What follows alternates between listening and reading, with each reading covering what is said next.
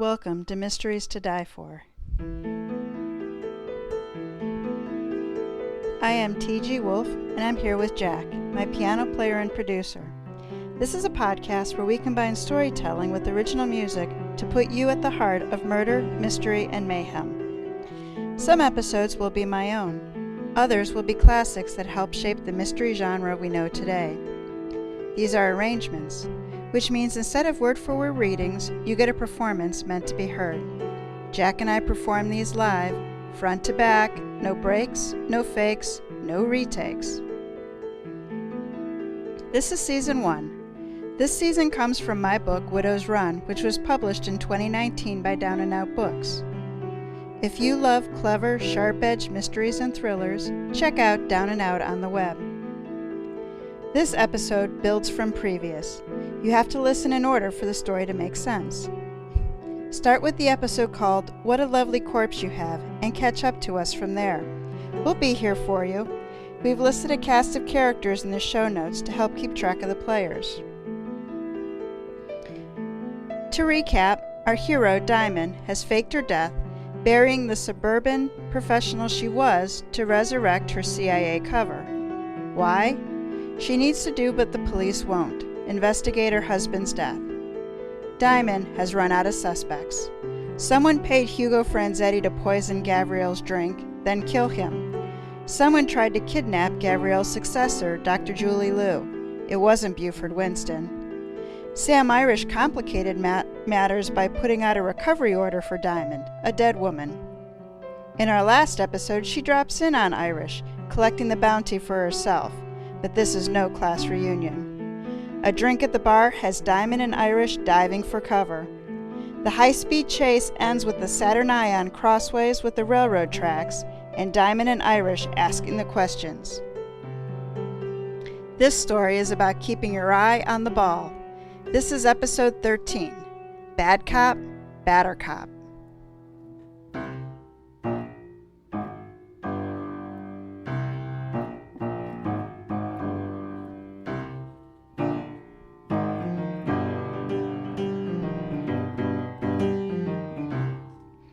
Out of the car, hands where I can see them.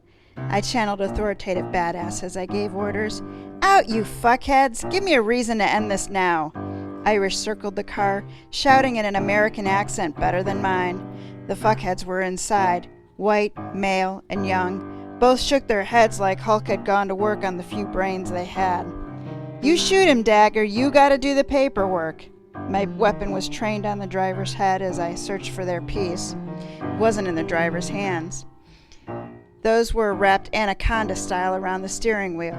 Keep those hands right there, I said, stepping wide and examining the face. Stringy blonde hair was tied at the back of his head. Blue eyes, slightly dazed, sat on a long face. This was no one I knew. I don't think so. I cook, you clean. That's the deal. Irish peered over the roof, shaking his head as to say he didn't have an ID either. He pulled the passenger out the missing window, banging his head on the doorframe. That's what you get when you don't wear your seatbelt.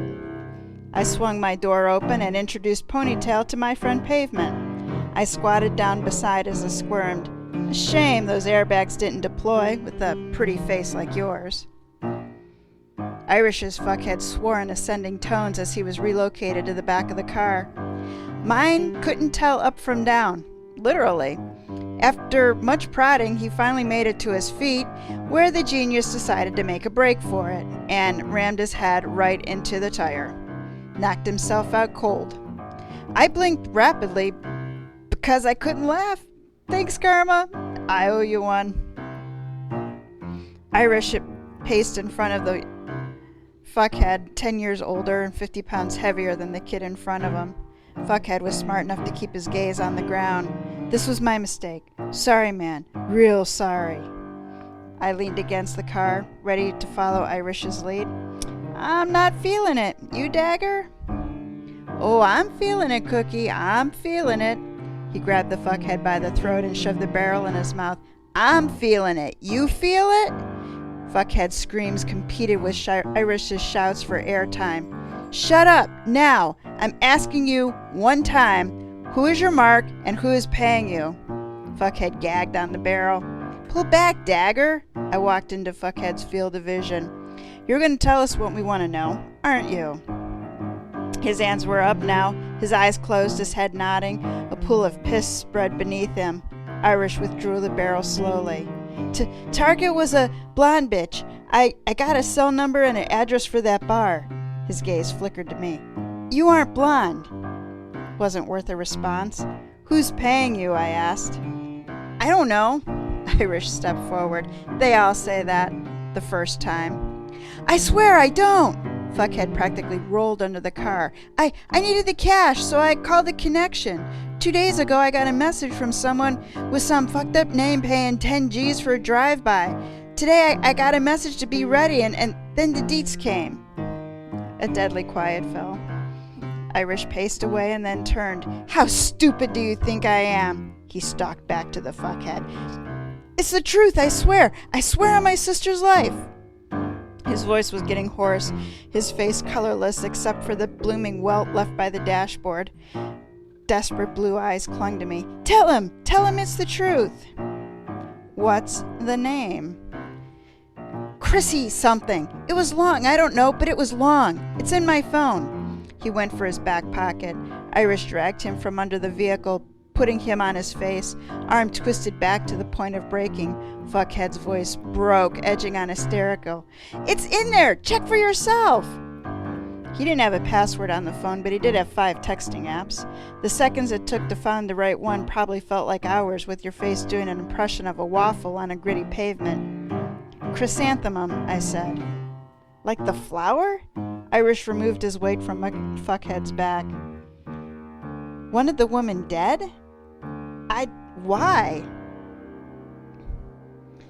3 hours before sunrise, we were back at Irish's house. For those of you concerned about the Fuckhead twins, well, we left them where they were. If they didn't manage their way out in another few hours, the early shift workers would find them. Irish was as surprised as you are when I dragged him out of there ASAP. I needed to talk to Ian and Dixon and considered going back to my place, except for 2 complications. 1, Irish would follow me. 2, I didn't want him to kill Dix. After the swatting, there was no holds barred. More coffee? He stood behind the gourmet kitchen counter, coffee pot in hand, every straight woman's wet dream. Yeah, you changed your recipe, right? About 2 years ago after a little trip to Ethiopia. It's good, Sam, really good. I waited till his gaze came up and I asked the question I needed the answer to. Why did you put $100,000 out to find a dead woman? His face was a mask, giving nothing away as he stared back. Then he turned away, going to the refrigerator and pulling out a carton of eggs and milk. He wasn't going to answer. Sam. I knew a girl once, Avron. She was as sunny and sweet as the month of April. He cracked eggs into a bowl, his eyes on his work. You loved her? I said. I did. When she passed, I felt it. He looked over his shoulder, his gaze forbidding. Say what you want about the Irish and our ghosts, but I felt it. I know what death feels like. The eggs went into the pan, the sizzle the only sound in the room. When I opened the lid and I saw that charred flesh in the coffin, I felt nothing. I waited for it. I told myself it was the shock of seeing you laid out, as it were, but it never came. I left the church pissed because you left me. You left my life so thoroughly that I couldn't feel you. And then I saw Ian Black with that smile he wears. Why would Diamond's pet be smiling at her funeral? I asked myself. Well, there is only one answer. Jesus, Sam, why didn't you leave me alone? You had to know I had a reason. He shrugged as he divided the eggs between 2 plates. I only cared about one thing, finding you.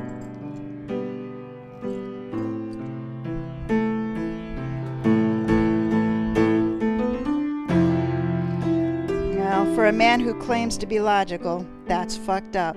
My phone rang and I returned to my page. It's Ian Black. Do not call him my pet, I said to Irish before answering it.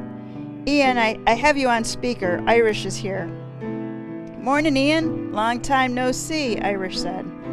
Ian grumbled. Did you get the money, Diamond? Irish crossed the table, plates in hand. "Ah, your diamond is a richer dead woman."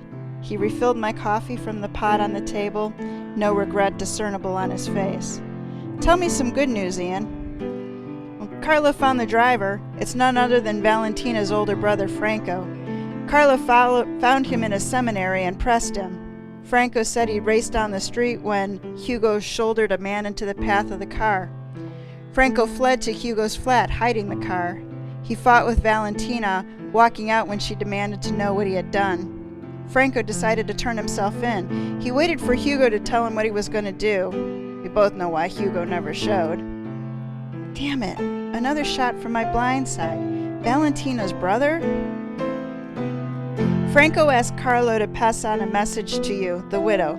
Franco said he's made his peace with God, but he doesn't expect you'll be as forgiving. Ian sounded like he was reading from a statement, his voice flatter than normal. He regrets the evening more than he can say. He was arrogant and brash, and he took your husband's life. Nothing can undo his actions. But in that horrible moment, his life changed. He found his humanity. After, I said. What? Ian asked. After that horrible moment, not in. If he'd found it in, he would have turned away. My head dropped back and landed on Irish's stomach. His hand squeezed my shoulder. What's the point of the message, Ian? Papers rustled across the line. He's sorry? Hell, doesn't do us much good. I assume he doesn't know who hired Hugo. No, Ian said. All he heard were euro signs. He said Hugo was paid $4,000 up front and they split it. Fucking sucker. Hugo lied. His little black book showed $14,000 for the deed. 4 before, 10 after. Okay, it burned my biscuits that Gabriel was killed for so little. Now, I know how wrong it sounds, as if somebody had put a €100,000 hit on him, it would have somehow been, I don't know, less bad. But really? 14,000? Cars cost more. The math adds up now, I told Ian. The 2,000 in the trunk was Hugo's share of the advance. The balance was paid in lead. Client used an alias and had texted Hugo to set it up. Let me guess. Chrysanthemum? Ian gasped. Yeah, you already knew? The deposit showed up in cash in an overnight envelope from a flower shop in D.C. Well, I filled him in on our evening. I have a phone number that Chrysanthemum called and texted, and the passwords for the recipient's account. Do you think Dixon can weasel out the contact? He started on it, Ian snickered, but I sidetracked him a little. I got him a hooker, sort of a belated birthday present. Irish shouldered me aside. This kid, Dixon, is he the one who swatted me? I cursed my blunder. Well, Ian choked on his laugh, answering Irish's question without saying a word. Let it go, Sam. Your contract put a big price on my head. Ian was beaten and left for a popsicle. If the roles were reversed, you'd have done a lot worse than swatting. Dixon's mine, and that makes him yours. Let it go. I invaded his personal space, inviting him in. I already got Dix on the emails, Ian said. We'll get there. We need to know what you want to do with Valentina's brother. Carlo's waiting on your directions. Diamond, Carlo believes the guy's on the up and up, but, you know, he's Italian and raised to think priests walk on fucking water. Here I was in the gray area. Okay, so my mission was justice for Gabriel. I didn't care what form or by who. I had the man who killed my husband, who hit his body with a car so hard he crushed his chest. He literally broke his heart.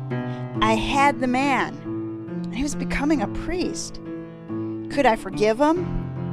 No, not if I lived to be 100. Could I tell Carlo to take him down? I'm thinking, well, if, maybe. As much as I wanted to, it wouldn't be what my husband wanted. So here I was. I was damned if I did, and I was damned if I didn't. Karma hated me.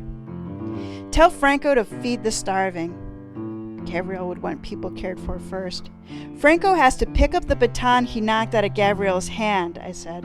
I'm not talking about organizing canned food drives. I'm talking about getting that church of his to teach people how to fish and to use drip irrigation, how to build wells and plant quinoa. I dropped the 50-pound weight posing as my head into my hands. Just because it was right didn't mean it felt good. Irish's arm snaked across my collarbone. Good call, Ian said, especially with the damn quinoa. Next, the kid made progress on Winston's emails. It's a sweet hack mimicking a host email while still allowing the host access to a portion of the account. The address has a blind tag built in, so a reply to the sender is routed to the placebo account. It's been blamed for security breaches in every industrialized nation. Hold on a minute, Diamond. Ian's voice became muted as he spoke away from the phone. He and Dix were having another geek-to-geek conversation. Dix's tone was triumph. Ian shifted from skeptical to hot damn. He's got him, Diamond. Dix has a picture of the hacker. Not great images, but good enough.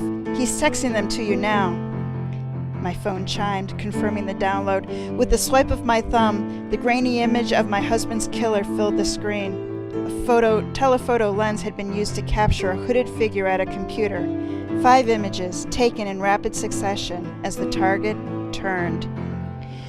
Fuck! I exploded, knocking Irish away from me and spilling my chair to its side.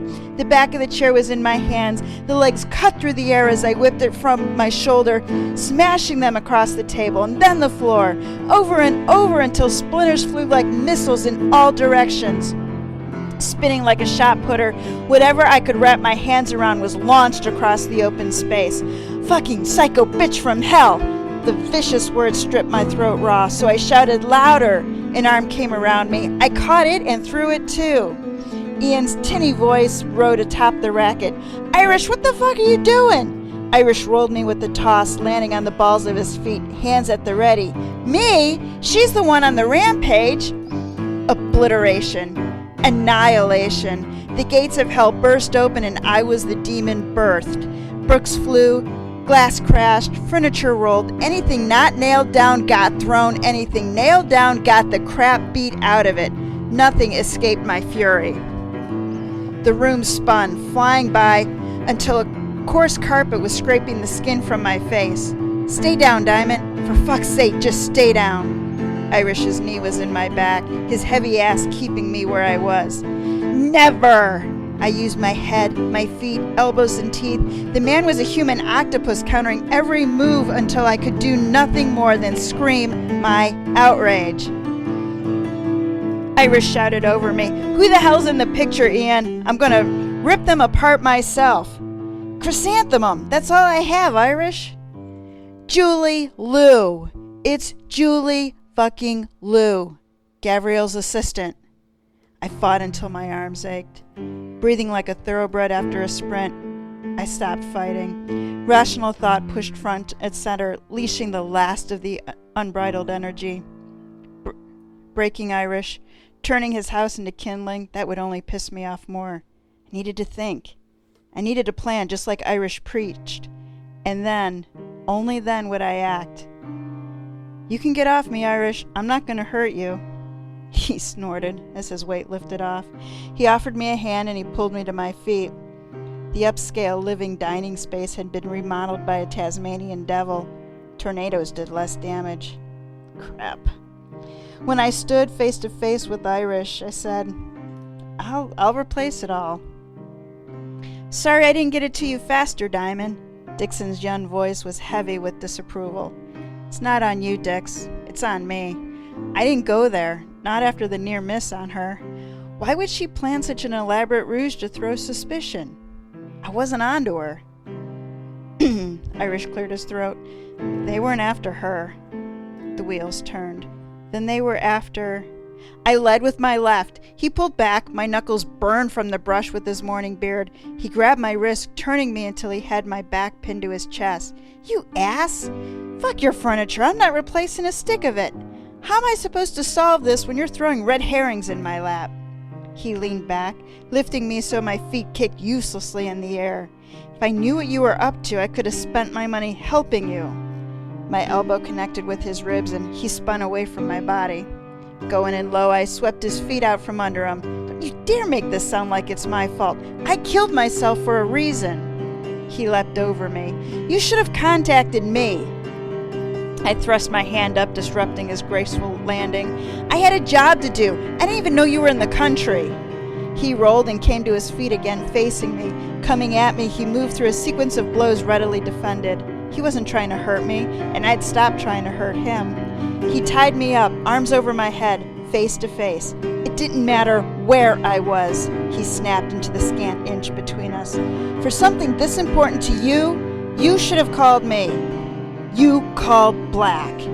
He spat out Ian's name as he shoved me away. The choreographed hand-to-hand was no less physical for the lack of intent to kill. The temper ran in both of us. He was sweaty, disheveled, irritated. Beneath it was something else. Disappointment? I hadn't called him for help. Before he would have been my first call, even before my official network. But my life changed.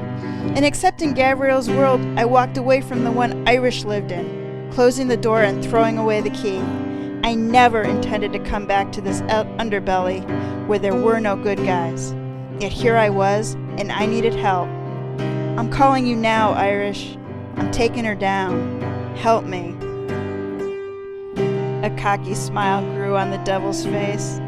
You don't have to ask. Jackass! Still, he made me smile. I want to know Lou's secrets and her mistakes. Dixon, Irish, find her connection to these Chinese hacker stories. I've got 100,000 of Irish's money to spend on the information. And I want to know if any other deadly accidents have happened to Americans or on American soil. Give me a better picture of Lou and let's send it to Carlo. Ian, have him press Valentina, her priest-to-be brother and Hugo's grandmother. Tell him to hit the doorman and the staff at Ilion. Somebody saw her. She's not half as good as she thinks she is. For myself, I took the task of calling my new friend, Buford Winston. After the requisite small talk, on his part, not mine, I laid out our suspicions. Gotta tell you, that fires on all cylinders for me. Guess I didn't think whether or not it sounded like Gabe. Too busy being pissed to pay attention to the details. I went straight to thinking he might have been hitting the vodka. Buford's outrage grew as the pieces fell into place until he blasted from the pulpit. There is a special hell for connivers, backstabbers, and two-timers. I believe he was ready to send Julie there with his bare hands. So as soon as I hung up with Buford, I called Lois and gave her the heads up. She hid his car keys. Assignments made, the team scattered. Irish to his office, Ian and Dixon to their holes in the wall, which left me alone in the ravaged room. I righted an armchair and sat. Realization set in. We solved it. We knew what happened to Gabriel and to Francisco Thalen. In a matter of hours, we'd be able to prove it. And I had the murderer sitting on a pink bed in protective custody. Hindsight is amazing. What was an unsolvable mystery from the outside became remarkably simple from the inside out. This one came down to the unquenchable thirst to be at the top. Julie Lou arranged for Gabriel's death to assume his position. She wasn't a woman to come in second, nor to wait for her time to come. Why bother when for a few €1,000 she could be at the top now? Top ad producers could clamor for her attention today. I gotta tell you, I thought this moment would be so much more, just more epic. I expected to be jumping and fist pumping and whooping it up because good guys won. After all, we solved a crime the authorities said didn't happen. But the satisfaction wasn't there. Things still felt, undone? Incomplete? Justice hadn't been served. A text notification came through. I had a voicemail. Seconds later, Montgomery Rand was in my ears. Don't get mad, but your woman is gone. She just left. I tried to talk her out of it. She said the danger was all clear. I asked if you called and she blew me off. I tried to stop her, but she put a karate move on me. I think she cracked my back. That's gotta be worth the late. Julie Lou left the safe house. Well, somebody was feeling cocky. Of its own accord, the seed of a plan planted itself in my brain. It wasn't nice, but it was good, in a very bad kind of way. All I needed was a realtor, an electrician, and a king.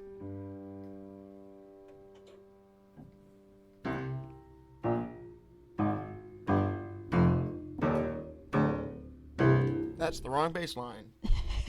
That's it for this episode of Mysteries to Die For. In 2 weeks, we'll pick up the story with the last chapter. I'll take the coup de grace with a side of fries. If you enjoyed our twist on storytelling, help spread the word by telling a friend or leaving a review. For less than the cost to replace Irish's broken coffee pot, you can join our body bag brigade to help support the show. You'll receive bonus content as our thanks. Mysteries to Die For was written by TG Wolff. Music and production are by Jack Wolff. Episode art is by Shannon Leahy. Widow's Run was written by TG Wolff, published by Down and Out Books. Until next time, keep your friends close and your enemies closer.